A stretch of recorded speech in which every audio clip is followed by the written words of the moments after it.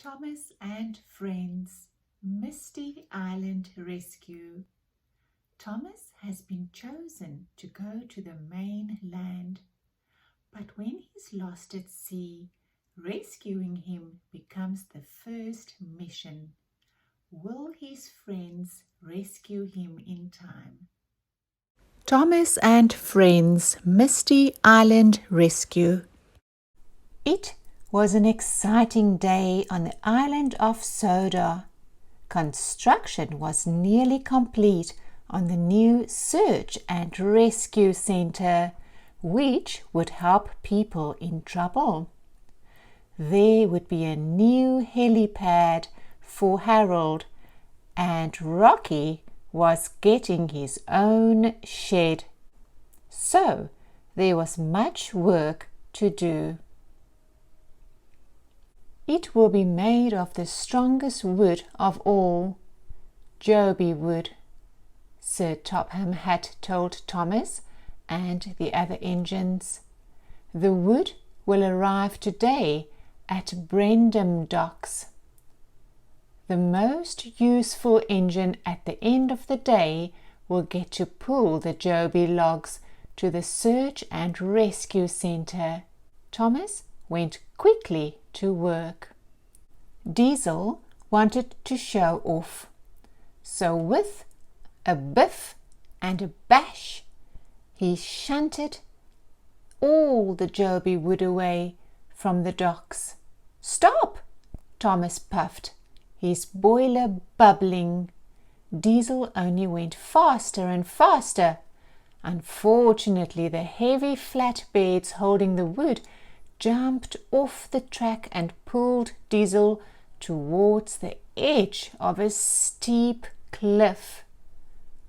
Thomas wasted no time pulling Diesel back to safety, but all the rich red wood tumbled into the sea.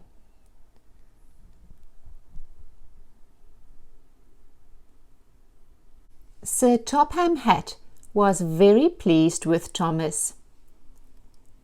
"You made the right decision to pull Diesel back. You didn't wait to be asked or to be told." As a reward, Thomas would visit the mainland and bring back more joby wood. The next day, while Thomas waited to be loaded onto a ship, Salty told him and Percy about Misty Island. "It's a mysterious place," Salty huffed. "Once an engine was lost there. No one could find him because of the mist." "If I were lost on Misty Island," Thomas peeped, "I'd puff 3 times." "I'd come save you," Percy promised. The dock manager informed Thomas that there was no room for him on the ship. Thomas would have to wait for the next boat. But then Thomas spotted a raft.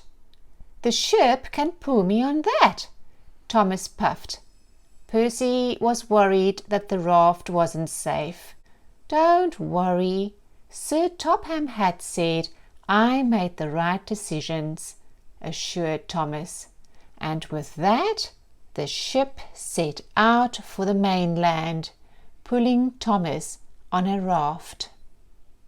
When Thomas was far out at sea and darkness started to fall, he heard a creak and a crash.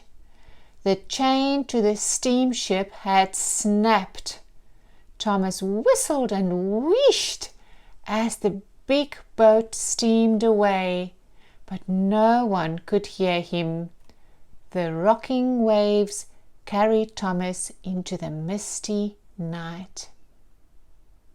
The next morning, Thomas found himself on an unfamiliar island. It was quiet and very misty. As Thomas explored, he heard strange sounds. Rusty wheels, rattled on old rails, and wild whistles echoed all around him. Thomas called out, but no one answered. Then, as Thomas rounded a bend, he made an amazing discovery. Thomas had come fender to fender with 3 of the strangest engines he'd ever seen. "Cinders and ashes," peeped Thomas. "Who are you?"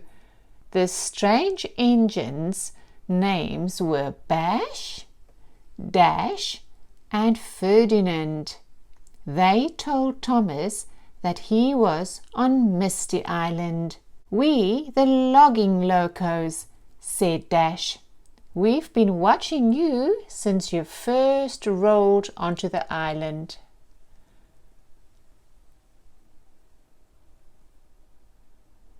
"We played rattling wheels and whistling whistles with you," Bash said, "but you didn't play with us. You can now if you want." Thomas didn't want to play with Bash, Dash, and Ferdinand. Their games were strange. "No, thank you. I have to get back to the island of Sodor." And with that, Thomas wheeshed backwards down the track. Later, as the mist grew thicker and darkness fell, Thomas wasn't feeling so brave.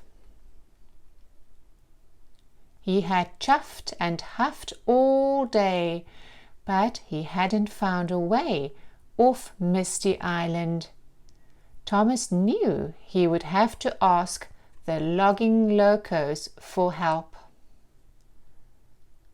The next morning, on Sodor, Sir Topham Hatt learned that Thomas was missing. Everyone wanted to help find Thomas. The engines searched all over Sodor. Harold took to the air. Sir Topham Hatt and Captain chugged out to sea. Thomas spent the day looking for the logging locos. Tracks crissed and crossed. They climbed into foggy mountains and dove into tangled forests. Then, overlooking a deep valley, Thomas discovered an old logging camp. "Food plates and fenders!" Thomas exclaimed. "I've found the logging logos." Bash, Dash, and Ferdinand were loading wood in the old logging camp. Thomas asked them for help, but they were busy. "We said hello to you yesterday," Dash said, "but you didn't want to be friends with us." "I'm sorry," Thomas peeped. "I was silly to think I could find a way off Misty Island by myself." Then Thomas realized something amazing.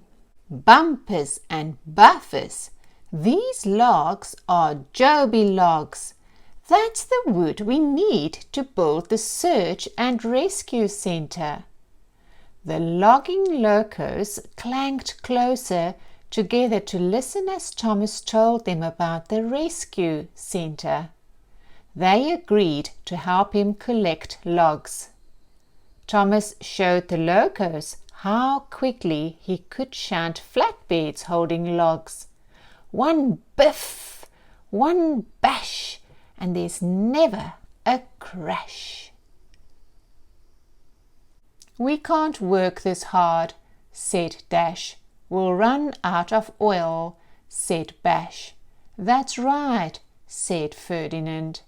The logging locos weren't diesels, but they used wood and oil for fuel. "I'm sure you have enough oil," Thomas reassured them. "Sir Topham Hatt says I make good decisions." The engines busily hauled logs and shunted flatbeds, but when they came to a rickety old bridge, Thomas stopped. The logging locos liked bouncing on the wibbly, wobbly, shake bridge. Yippee! They cheered as they chugged across the quaking tracks. Thomas didn't like the bridge, but he knew he had to cross it to collect the joby wood. So, wobbly wheel by wobbly wheel, he crept slowly across. Everything shook, but nothing broke. And Thomas was proud of himself for being so bold and brave. Thomas needed to load the heavy logs onto flatbeds, but old Wheezy, the camp's giant log loader, wasn't much help. He liked throwing logs instead of loading them. He jiggled and joggled and spun. Logs flew here and there. They splashed in a pond and crashed into trees. One even bashed Thomas on the boiler. The locos cackled with laughter. Thomas needed a better way to load the joby wood. Luckily, he spotted an old machine. "That's hee-haw," said Dash. "He's the old logging machine." "He needs too much oil," Bash added. "That's why we don't use him." Thomas wasn't worried. They poured the last of the oil into hee-haw. As the old machine creaked and sputtered into action, Thomas was very pleased. Soon Thomas had 3 flatbeds full of joby logs, but he had no idea how to get them back to Sodor. "We could use the tunnel," Dash suggested. Thomas wasn't amazed. "You didn't tell me there was a tunnel to Sodor," he peeped. "That's because it's closed," Dash said. "Because it's dangerous," Bash added. Thomas was too excited to listen. "I know all about tunnels. It won't be dangerous." The engines wheezed and wheeshed to the old tunnel. Dash stopped at the entrance. "We locos don't have enough oil to puff to Sodor," he said. "Of course you do," puffed Thomas as he pushed his flatbed into the tunnel. "It's just a whir and a whiff, and we'll be there." They all disappeared into the dark and twisty tunnel. Just then, Ferdinand noticed something. "I feel air on my funnel," he peeped. Dash spotted a hole in the roof of the tunnel. "Puff forward, Thomas, and huff your hardest," Bash suggested. "Someone will see your steam." Thomas excitedly beamed from buffer to buffer and started to puff. Back at Brendam Docks, Percy saw something that made his firebox fizz. 3 puffs of steam floated high in the distance. "It's Thomas," Percy peeped. "He's on Misty Island and he needs help." Percy told Sir Topham Hatt and all the engines about Thomas. Everyone was ready to help. "James, Gordon and Edward, you will sail to Misty Island with me," said Sir Topham Hatt. Then Whiff suggested using the abandoned tunnel that led to Misty Island. It would be the fastest way to reach Thomas. "Won't that be dark and dangerous?" asked Sir Topham Hatt. "Don't worry," puffed Whiff. I know all the tracks." Meanwhile, Thomas and the logging locos were waiting in the dark tunnel. Soon they heard a noise coming through the rocks. It was the clickety-clack of wheels on the tracks. Then Thomas recognized Percy's friendly voice. "Whiff and I have found you, Thomas," peeped Percy. "Watch out, Thomas," Whiff puffed. "Percy and I are going to push through the rocks to reach you." With that, Percy and Whiff rocked and rolled backwards together. Then they pumped their pistons and crashed through the rocks. "Hooray for Percy!" puffed Thomas. "Hooray for Whiff!" Thomas introduced Whiff and Percy to the logging locos. With a shove and a shunt, Whiff pulled the brave engines out of the tunnel. The logging locos whished and whooshed with wonder when they saw the sunny island of Sodor. Thomas helped the logging locos to the Sodor steamworks for repairs. He knew that Kevin and Victor would make them good as new. Sir Topham Hatt was excited to see that Thomas was safe, and that with all the joby wood Thomas had found on Misty Island, the rescue centre would be finished in no time. Finally, the big day arrived. The Sodor Search and Rescue Centre and the Misty Island Tunnel were officially opened. Today is a very special day, made possible by very special engines, Sir Topham Hatt said as he cut a red ribbon with a giant pair of scissors. The people cheered and the engines peeped. Thomas, surrounded by his old and new friends, beamed with pride.